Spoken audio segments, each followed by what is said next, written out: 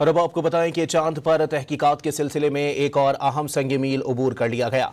अमरीकी खलाई तहकीकाती इदारे नासा का चांद की जानिब जाने वाला मिशन आर्टेमिस 2 10 रोज़ खला में गुजारने के बाद वापस पहुंच गया है। आपको बताएं कि चांद पर तहकीकात के सिलसिले में एक और अहम संग मील अबूर कर लिया गया है। अमरीकी खलाई तहकीकाती इदारे नासा का चांद की जानिब जाने वाला मिशन आर्टेमिस 2 10 रोज़ खला में गुजारने के बाद वापस पहुंच गया है। इस मिशन में 4 खलाबाज शामिल थे जो चांद के करीब तक गए। ये पिछले 50 साल में पहली बार था कि इंसान इतनी दूर खला में गया।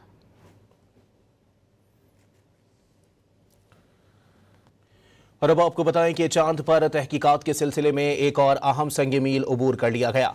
अमरीकी खलाई तहकीकाती इदारे नासा का चांद की जानिब जाने वाला मिशन आर्टेमिस 2 10 रोज़ खला में गुजारने के बाद वापस पहुंच गया है। आपको बताएं कि चांद पर तहकीकात के सिलसिले में एक और अहम संग मील अबूर कर लिया गया है। अमरीकी खलाई तहकीकाती इदारे नासा का चांद की जानिब जाने वाला मिशन आर्टेमिस 2 10 रोज़ खला में गुजारने के बाद वापस पहुंच गया है।